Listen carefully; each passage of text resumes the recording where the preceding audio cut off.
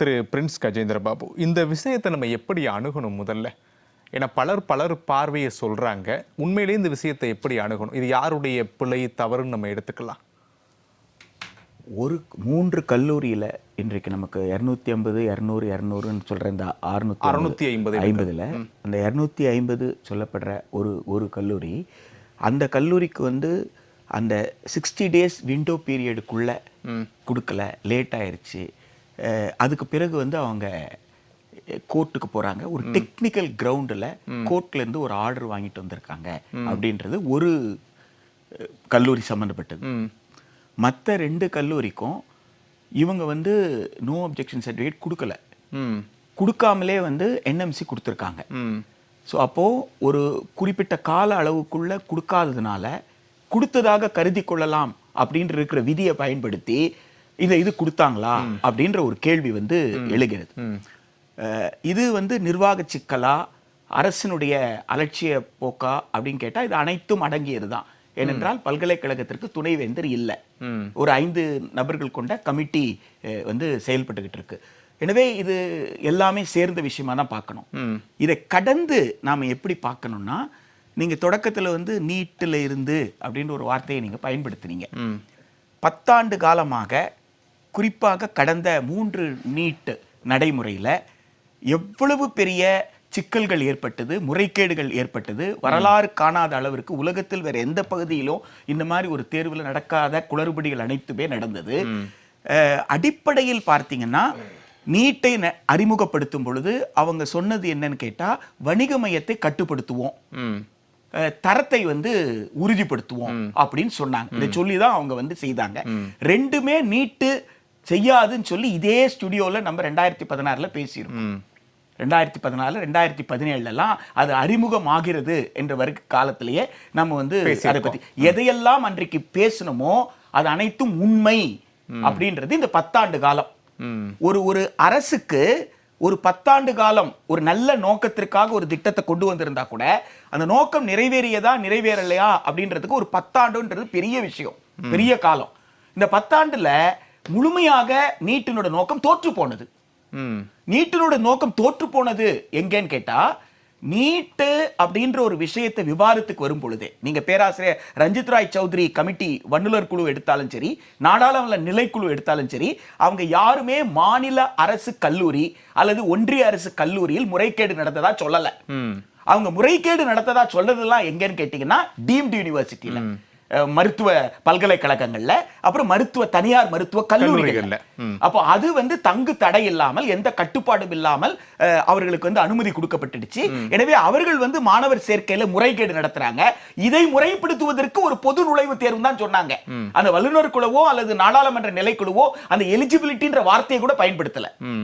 ஆக இது நித்தி ஆயோக்கு போய் நித்தி ஆயோக்ல இருந்து வரும் பொழுதுதான் 2014 பிறகு நித்தி ஆயோக் உருவானதுக்கு அப்புறம் நித்தி ஆயோக்ல தான் என்எம்சி பில்லே வருது. அப்ப அந்த நித்தி ஆயோக் என்ன சொல்லுதுன்னா, நாட்டுல நிறைய மருத்துவர்கள் தேவைப்படுறாங்க, அவ்வளவு மருத்துவர்களை உருவாக்குவது அரசால் முடியாது, எனவே தனியார் இங்க வரணும். அரசால் முடியுமா முடியாதான்னு சொல்ல வேண்டிய இடம் நாடாளுமன்றம். அதுக்குதான் மக்களவைக்கு மக்கள் நேரடியா தேர்ந்தெடுக்கிறாங்க. மாநிலத்தினுடைய பிரதிநிதிகள் மாநிலங்கள் அவை இருக்கு, அது தீர்மானிக்கணும். நித்தி ஆயோக் யாரு அதை சொல்றதுக்கு? திட்டக்குழுவா இருக்கும் பொழுது அது ஒரு மக்களாட்சி மாண்புக்கு உட்பட்டு இருந்தது. அது வந்து உங்களுக்கு வந்து பிரதமர் தலைமையில் இருக்கக்கூடியது, மாநிலங்கள் பிரதிநிதிந்தாங்க, மாநிலங்களோடு கலந்து ஆலோசித்து முடிவெடுப்பாங்க.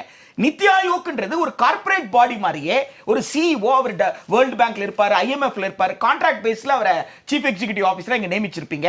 இப்ப இந்த நித்தி ஆயோக் முழுக்க வணிக ரீதியாக முடிவுகளை எடுக்குது. அது என்ன சொல்லுதுன்னா, தனியார் துறையில் வந்தாதான் மருத்துவர்கள் கிடைப்பாங்க. அப்படி தனியார் வரணும்னா கட்டணங்களை, இது வந்து 2014 இன்ட்ரீம் ரிப்போர்ட் இருக்கு, நித்தி ஆயோக் ரிப்போர்ட் இருக்கு, என்எம்சிக்கு பரிந்துரைத்ததுல அந்த ஆவணங்கள் எல்லாமே இருக்கு. அப்ப கட்டணங்களை கட்டுப்படுத்த கூடாதுன்னு சொன்னாங்க. இல்ல, அது இப்படி புரிஞ்சுக்கலாம்ல. இந்தியாவினுடைய மக்கள் தொகைக்கு ஏற்ப மருத்துவர்களுடைய விகிதாச்சாரத்தை உயர்த்துவதற்கு அரசு மருத்துவக் கல்லூரிகள் மட்டும் போதாது, தனியார் மருத்துவக் கல்லூரிகளுடைய பங்களிப்பும் வேண்டும் அப்படின்றதானே அந்த சாராம்சமா இருந்துச்சு. நான் என்ன கேட்கிறேன், அரசு மருத்துவமனையை திறக்காது மருத்துவக் கல்லூரி கட்ட முடியாதுன்னா ஏன் கட்ட முடியாது? வரியை குறைச்சிக்கிட்டீங்களா? வரி வருமானம் குறைஞ்சு போச்சா?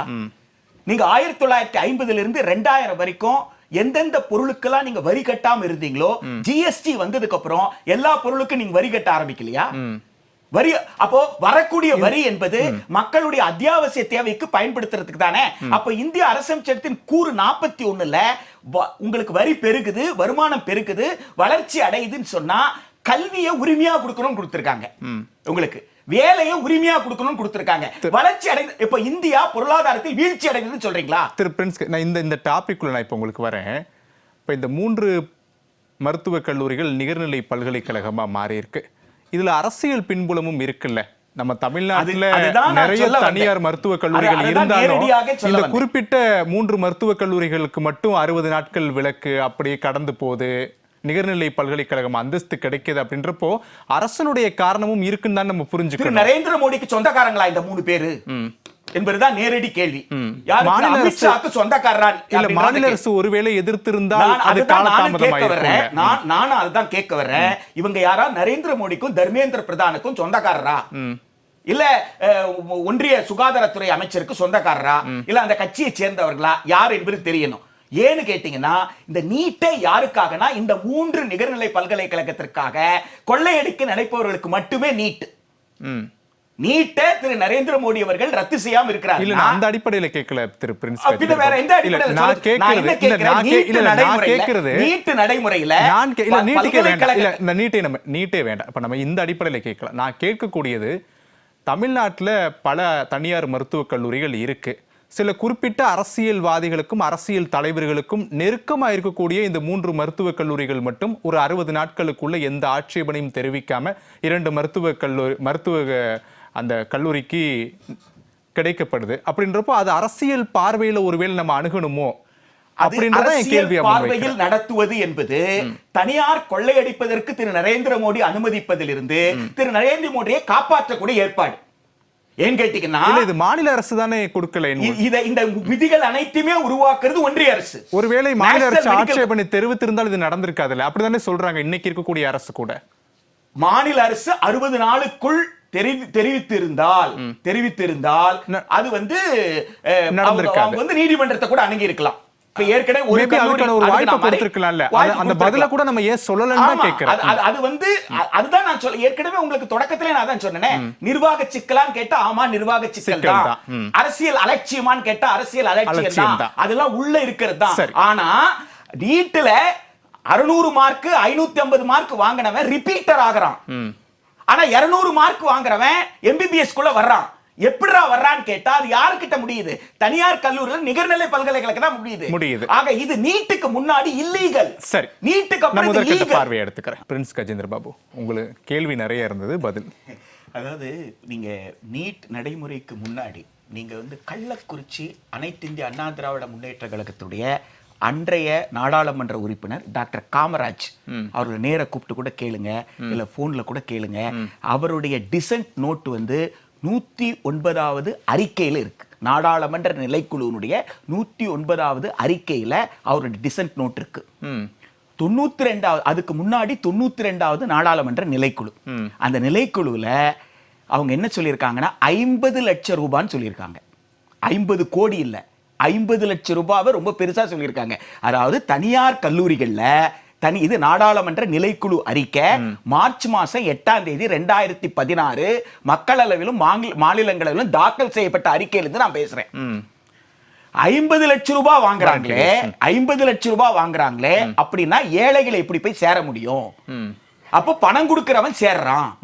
அவ பணம் கொடுக்கிறவன் சேரக்கூடாது. யாருக்கு அதிகமான மார்க்கோ அவன் தான் முதல்ல சேரணும். மார்க் குறைவா வாங்கினவன் பணம் கொடுத்து சேர்ந்துடக்கூடாது. அதற்காக அகில இந்திய அளவுல ஒரு மருத்துவ நுழைவுத் தேர்வை நடத்திக்கோங்க.